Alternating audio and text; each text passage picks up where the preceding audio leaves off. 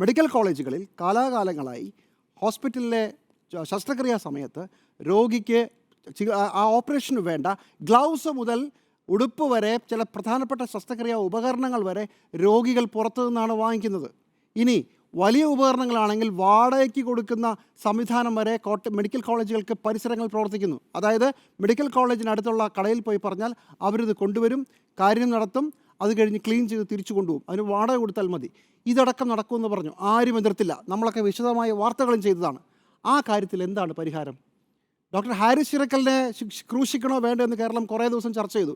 അവസാനം ഹാരിസ് ചിറക്കലിനെ ഒന്നും ചെയ്യുന്നില്ല എന്ന് പറഞ്ഞ് സർക്കാർ വലിയ കാര്യമാണെന്ന് പറഞ്ഞു. പക്ഷേ അന്ന് പുറത്തു വന്ന കേരളത്തിലെ മെഡിക്കൽ കോളേജുകളിലെ രോഗികൾ പിരിവിട്ടാണ് പല ഡിപ്പാർട്ട്മെൻറ്റുകളിലും ശസ്ത്രക്രിയ നടക്കുന്നത് പറഞ്ഞ കാര്യം അതെന്തായി? അപ്പോൾ ഇത്തരം ചില കാര്യങ്ങളിൽ പണത്തിൻ്റെ വളരെ വലിയ ദൗർലഭ്യമുണ്ട് എന്ന് തന്നെയാണ് മനസ്സിലാക്കുന്നത്. എന്ന് മാത്രമല്ല, PM ശ്രീ പദ്ധതി ഒപ്പിടാൻ വേണ്ടി സംസ്ഥാന സർക്കാർ അങ്ങ് വല്ലാതെ വെമ്പൽ കൊള്ളുകയായിരുന്നു ഞാൻ കരുതുന്നില്ല. സാമ്പത്തിക പ്രതിസന്ധി തന്നെയാണ് കാരണം.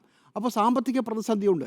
ഈ സാമ്പത്തിക പ്രതിസന്ധിക്കിടയിൽ ഇങ്ങനെ ഒരു വലിയ വമ്പൻ പദ്ധതി, വലിയ വലിയ വലിയ പ്രഖ്യാപനങ്ങൾ നടത്തിയ സർക്കാർ 10,000 കോടിയാണ് ഈ വർഷം ഇതിൻ്റെ ചെലവ് പ്രതീക്ഷിക്കുന്നത്.